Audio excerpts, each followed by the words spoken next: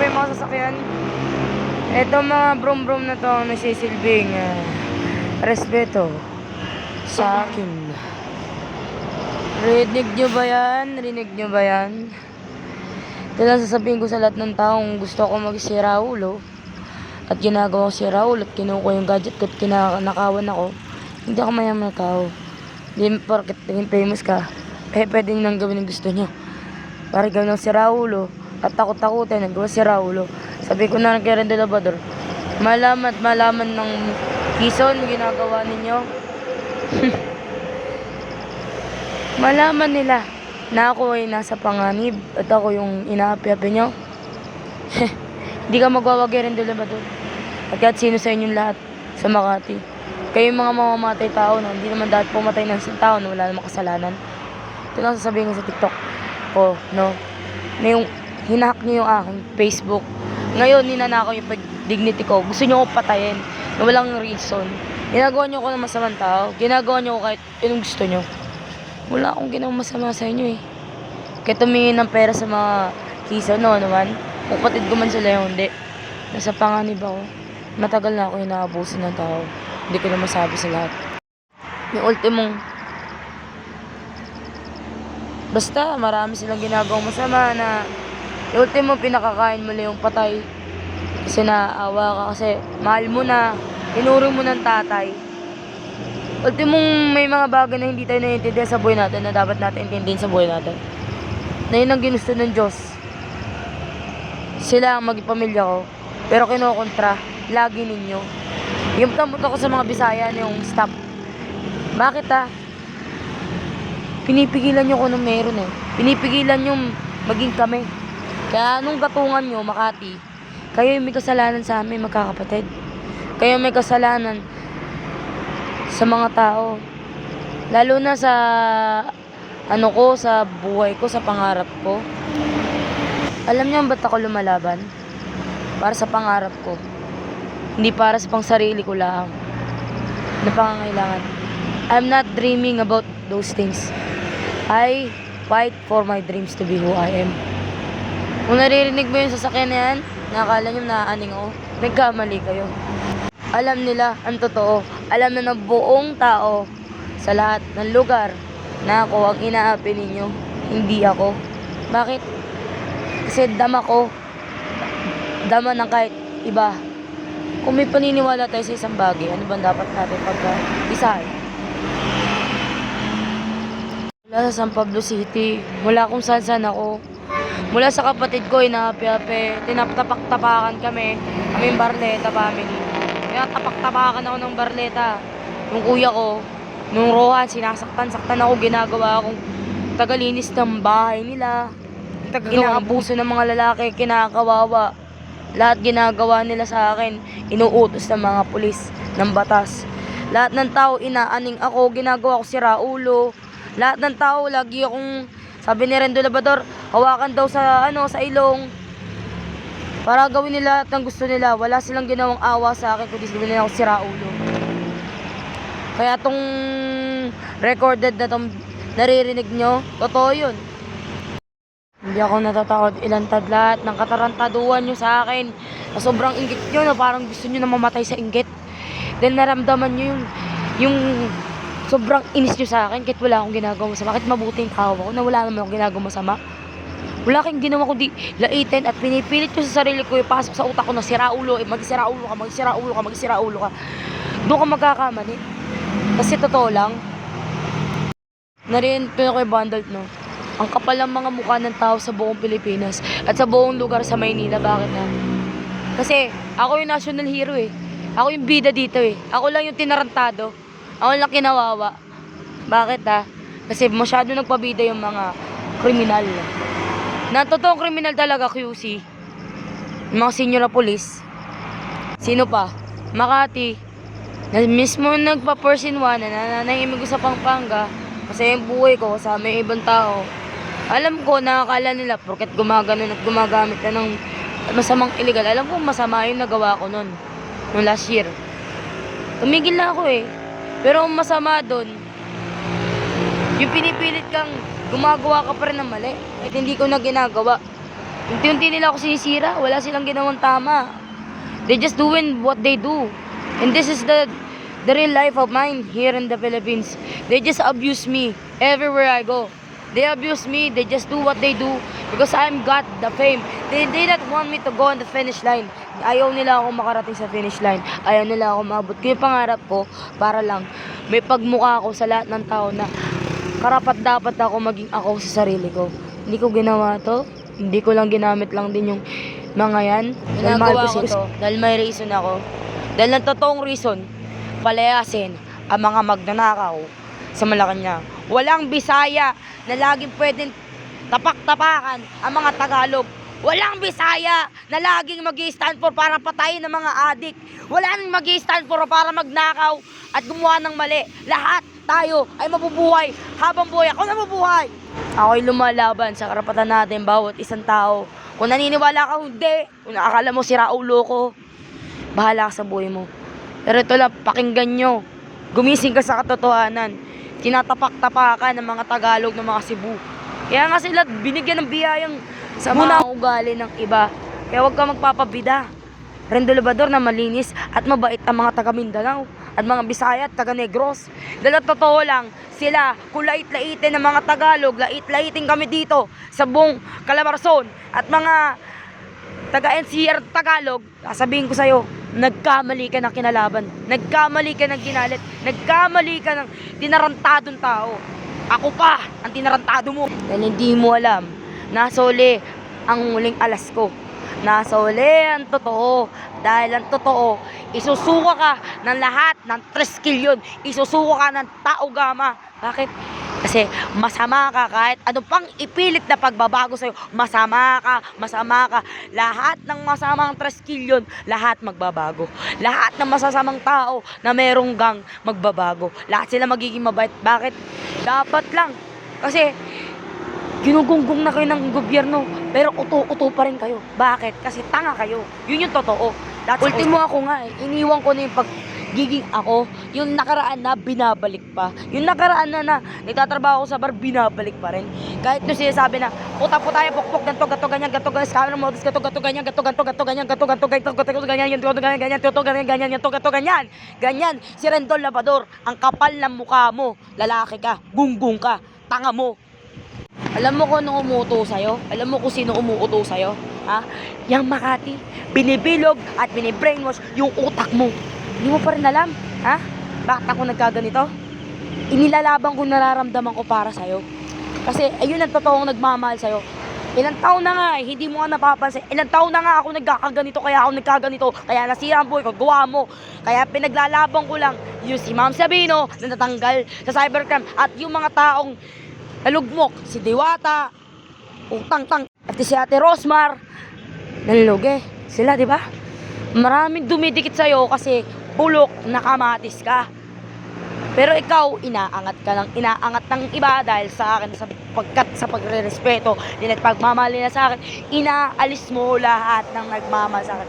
Walang para sa'yo.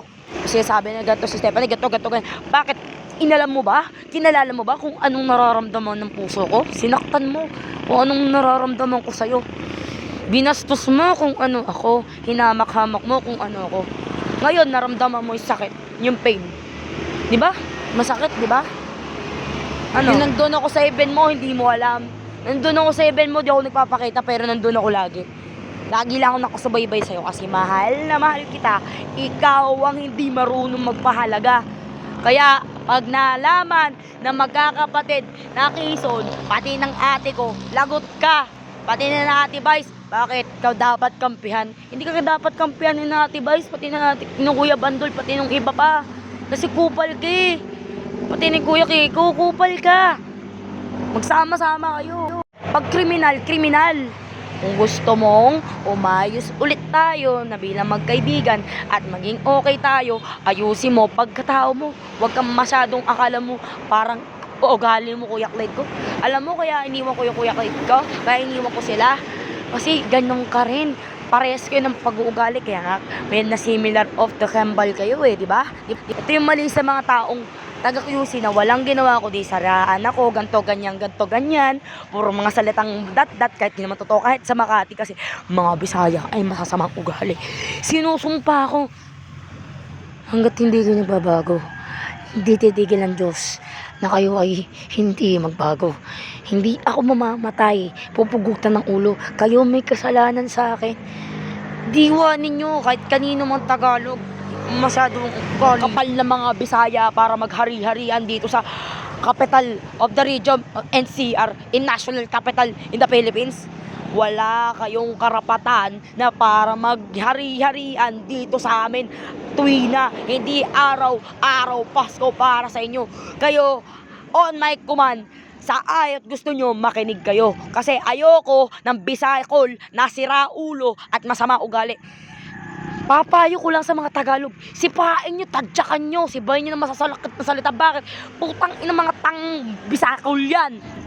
Para sa mga putang ina, nagunggung, or sorry my words to, mga gunggong na Bisaya, na putang ina, taga Mindanao, maayos kayo kasi pagka si Robin ang nakaupo, o di man ako, matsambahan man ako, suporta man ako ng iba dyan, ng ibang artista man dyan, lagot kayo sa akin. Pero sasabihin ko na lang si Robin na lang kasi baka hindi ako makapagpino taga lumaban ako ngayong 2028 para itama yung mga utak ng balo-balo. Kasi totoo lang, kung ako scammer, meron dapat ako Mercedes van, Mercedes million na wala naman ako. Matagal nyo na akong ginugunggong sa Tanawan pala, 2023. Matagal nyo na akong ginugunggong, matagal nyo na akong ginagago, matagal nyo na rin akong tinatanatado. 2014 pa ako lumalaban sa batas, 2014 pa ako lumalaban sa karapatan ng bawat isa. Kasi ulaga kayo, panga kayo. Yun yung totoo. Kasi hindi na ako natatakot ngayon. Kasi alam ko sa sarili ko, kakampihan ako ng mga artista, kakampihan ako ng ibang batas, kakampihan ako ng ibang tao. Bakit? Kasi nalaman na nila yung totoo, na ako yung iniipit nyo at ako yung ginagawa nyong mali. Hindi kayo magwawagi. Kayo mga pulis kayo, hindi kayo magwawagi sa mga mali ninyo. Kayo yung may pagkakamali na tinatarantado na nga kayo ng gobyerno, nandiyan pa rin kayo sa maling akala ninyo. Nagkamali kayo sa tingin sa akin. Yun ang mali nyo. Kung meron mang si Raul na mag-remind sa inyo, ako lang yun. Si Stephanie Barleta lang yun. Ako lang yun mapaparemind na maglalagay sa utak ninyo. Tama ba na dapat ganituin namin si Stephanie? Tama ba na gawin namin yung dapat gawin namin? Nagbago na ako eh. Kayo, kailan kayo magbabago? O kailan kayo makukonsensya sa mga kagaguhan nyo? Ha? Yung mga kasalanan na pulis dyan, shout out naman, ang kapal na mukha nyo. Maglantaran na kayo at humingi mga gunggong. Basta ako, ang aking presidente ay si Robin. Kaya dapat umayos si Robin. Kasi pag hindi niya inaayos yung buhay niya at paparusahan niya yung mga bata, naku po, gane. Lagot ka sa mga artista. Patutupad yan ni Boss Robin Padilla. Dahil idol na idol ka na. Crush na crush ko yan. Konti lang, slight lang. Kasi baka magalit sa ating Marilyn. Kahit na may iba ka, may nagmamahal sa yung iba, sana Rendon Labador, ma-wake up mo yung utak mo. Kasi bobo ka nga pala no? Ayusin mo utak mo. Gunggong ka. Huwag kang pasikat lagi, pre. Malay mo, magkatotoo nga ikasal tayo kung mag-iasawa ko. Umayos ka. Kasi baka nakasurvey na dyan mamaya. Sa pintuan mo, nandyan na si Kuya Bandol, nandyan na si Kuya Epi, pati si Ate Zia. Patay ka. Pagkakalam ko yung mahal ako nila kahit hindi nila ako kano-ano siguro, o hindi kadugo, o kanila man ako, ituring man ako hindi nila kanila. Alam kong mamahalin nila ako dahil alam nilang paghanga ko sa aking pinaka-favorite na Papa Dolphy. So, para sa lahat dyan in my coming birthday, I just wanna great thank you to all of those say bad things on me at I just thankful in the world and napangpanga changing me. Kahit hindi naman. Naputang na slide, nakatangahan, gane. Na pinauso naman nila yun, na hindi naman ako gane, no? Pinagbigyan ko na lang yung mga bata. Kasi, there's only my fans, my kids, and so, all of you respect. And I thank you. Ito pa, ginagawa ng iba dyan. Ang iba dyan, lagi nakahawak sa ilong na uluga. Yun, mali. Ito pa. Ito pa, para malaman ng iba dyan, para manggigil si Ate Sia at pati mga iba kong kapatid. Yung iba, kahit na anong ginagawa, kung lalakad lang sa dasma, ng ating gabi, namamalimos, inaalok ako, binibigyan daw ako, bibilin daw ako ng 500 pesos. Sumama lang daw ako, sasabihin ko, putang inang manyakis kayo, mamatay na sana kayong lahat. Ang mga manyakis kayo. Mamatay na rin yung mga gumagawa sa akin sira ulo at patakbo-takbo. Kasi ginagawa talaga nila yon, Kuya Bandol. Hindi sila magwawagi sa katarantaduhan nilang ginawa na pinauso ni Rendon Labrador at pinauso ng Pampanga at pinauso ng Makati at pinauso ng mga ulagang pulis na nag-Correction 1 na sila naman talaga matagal na may kasalanan sa akin kahit ako wala namang ginawang mali. Totoo naman eh. Wala akong ginawang. Ganda kaya ng buhay ko dati kahit nagtitinda lang ako ng headphones, charger. Kahit simumang wise ako, maganda buhay ko. Kabata ba ako, okay ako. Nung nasira buhay ko, dumating yung hayop na yan. Puro wisyo yan eh. Kaya kung naririnig man, puro wisyo talaga. Puro wisyo yung mga kupal na pulis na yan. Para marinig ng lahat ng artista to. Ako po yung inapi dito. Ako po yung ninanakawan ng pera, kinukuha po yung pera ko. Ginugunggong po, ninanakawan po, kinukuha po yung pangkain ko, yung limos ko. Inuutos po daw, binibili ko daw ng droga at pambili ko na nga lang ng pagkain. Ginugunggong pa ng ibang tao. Nang inutos ang mga tangang pulis. Kaya dapat kampehan yung tama, hindi kampehan yung mali. O dapat ba iupo yung mga maling taong yan? So palayasin nyo na yung mga yan, yung mga upal na yan sa Cavite, yung mga sinungaling na taong yan. Kasi magnanakaw eh. Ito lang akong ginagawa masama, nanakawan mo. Kaya ngayon naglalakad ako. Tapos yung bag ko bukas, wala na yung barya ko. Ginagago nga po ko ng tao kasi utos po ng mga tangang pulis. Yo. Pero po hindi po yung mga taga Dasma, Cavite na nagpaputos. Sino po? Yung mga tangang Pasay po, pati tanga pong Makati, pati po tanga pong QC. Ang may gawa po ng lahat. Ba't po ako hindi po maging okay yung buhay ko, tumasenso, pati Batangas o. Yung mga pulis dyan. Kasi po ako totosin po, sila po yung inggit na inggit at wala pong ginawa kundi sirahan yung buhay ko. Kahit sa San Pablo po, makakupal po yung tao dyan. Mga adik ko yung mga official dyan, kaya po hindi umuundat yung buhay nyo dyan. Pinalikuran yung kuya ko, yung kapatid ko, nagpalaki sa akin kasi lason na siya ng utak ng ibang tao. Kung ano sabihin ng iba, ganun, gato, ganyan, para sa pera, mukhang pera. Di man lang inisip, yung pakisama ko, mulat lumaki ako, walang utang na loob. Hindi ko naman ninaano sa kanya na tawag doon, na kinukuha lahat ng parang ako'y ng babaoy. Ito totoo naman ho, talagang tinatarantado ho ako. Yun po, pero pati pera ko, yun na, naririnig nyo, barya-barya na lang. Hinugunggong pa, kinukuha, ninanakaw. Diba kasi daw, manluloko daw ako. At ako yung niloloko eh. Baligtad eh, no? Ngayon lumabas sa mga ko, dapat magwala naman yung mga artista eh. Bugbugin yung mga pulis na yun eh. Sa Makati, maigi. Bakit kasi sinaktan nila ako, tapos pinusasan yung nakaraan? Kailan yun? Nung April 12, binasasan ako, tapos kinawawa, nanghihingi lang ako ron, namamalimos. Mga kriminal po talaga. Nakatakot ko, baka madamay si Ate Sia. Dahil kinakampihan nata ako o kung mga kampas sa mga maling tao. I hope hindi rin ma-brainwash si Ate Sia, ma-brainwash si Ate Karil, at ma-brainwash na magkapatid na Maudio Gracias Ulaga. Kasi totoo lang, ako naman sana yung bida. Di lagi pa bida yung mga Makati. Ako naman yung bida. Kasi itong taon na to, yung 2 taon na to, ako ang bida. Ako naman. Kasi yung mga ingitero dyan, mga bisakol, dapat magtinuna. Dumaan yun. Sama daw ugali ko. Ang pinakamasama ugali talaga, yung kuyaroan ko, walang mang ginawa kundi manira. Totoo lang, yan ang masama ugali. Alam naman ng lipa eh. Pinagpapayagan lang eh. Ex-people baga, scammer. Di ba? Ha. Pero pinagbibigyan siya kasi mahal siya ng mga tao ron. Tapos ako sisirahan niya, no?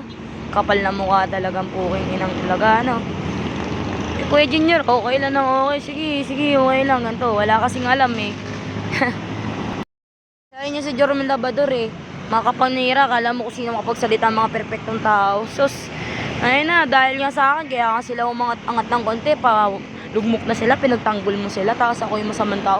Wow, kapal ng mukha ng magkapating yan, sarap suntukin sa mukha at tagtsak pwede lang. Itong record video na to sapagkat para malaman na rin ni Kuya Bandol, patay kayong lahat, pati ni na Kuya Eric, pati ni na Kuya Epi, di man ako kampiyan, alam na nila yung totoo kung bakit gano'n. Sila mismo mga kalaban nyo, bakit?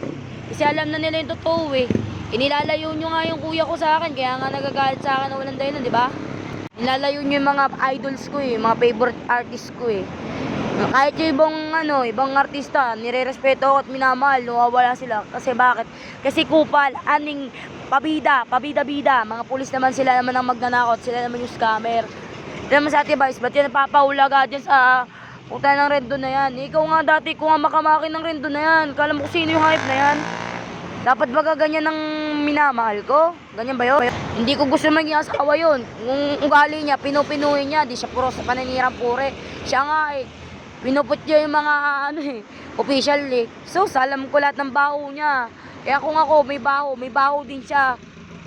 Pakboy siya, pakboy. Ako, hindi ako ganun eh. Mabuting tao ako. Nobody's perfect. Kung ako, may baho ako noon yun eh. Iba na kasi nung after 4 years eh. Nititinda lang ako, namamalimos lang ako, nangangalakal, ganun lang lagi. Kahit natuto ko sa Pampanga, mas alam ko na yung mga basics na yan eh. Totoo lang, inaaning ako, inaaning, pero pinagtatanggol ko sila. Bakit? Alam niyo bakit ah? Kasi awang-awa ako sa buhay ng daksa na kahit nangaaning at yung ibang adik doon. Kasi yun yung buhay nila eh, kaya iniintindi ko na lang. Alaman to ng buong Laguna, ng buong Pilipinas, kung anong klase si Rendo Labador. Magayos ka rin doon. Kasi kung gusto mo isang babaeng to, eh naman ikaw naman gusto ko talaga at mahal kita. Inayos mo sana yung ugali mo. Inayos mo muna kung ano ko. Inalam mo muna bago ka nagagaganyan. Gets mo? Eh paano ko si Harold? Kasi palit ko sa'yo. Parang mas okay pa si Harold sa'yo eh. Si Harold, i-crush ko konti eh. Palit ko sa'yo yun. Baka mas makakalimutan kita. Eh, mas okay pa yung ugali ng iba sa'yo kaysa yung ibang artista eh. Pao lang. Tuna tayo utak mo sa kung anong tinitira mo. Ayusin mo para ayos yung buhay mo ha. Di kung ano-ano ha. Kasi ayoko sa buong Pilipinas ganyan yung pagkatao mo. Bago-baguhin mo na yan ha. Hoy, Basti ha. Mayos-ayos ka sa pananalita mo. Wapo ka pa naman pero ay nako. Masarap sipain sa mukha kung pwede lang eh no. Gigigil ako eh. Sus. Lilipas at lilipas din ang etchos. Turn around, Laida. Basta tumahimik ka na. Basta ang ingay mo sa social media. Kayo naman ang kriminal. Di naman ng ibang adik. Nadadamay lang sila. Kasi kayo talaga, wala kayong ginawa kundi ipapatay nang wala silang kalaban-laban nang walang dahilan. Oo, adik ba ako? Hindi ako adik eh. Hindi ako nag-try. Totoo lang, nakisama lang ako sa kanila. Yung bakit? Para imbestigahan yung katotohanan. Now I know that you're the criminal. Not on the fucking survey. You are. You most. I know. Why? Akong nag-imbestiga doon sa mga pinatay nyo. Aking survey po ba? Ganun po ba?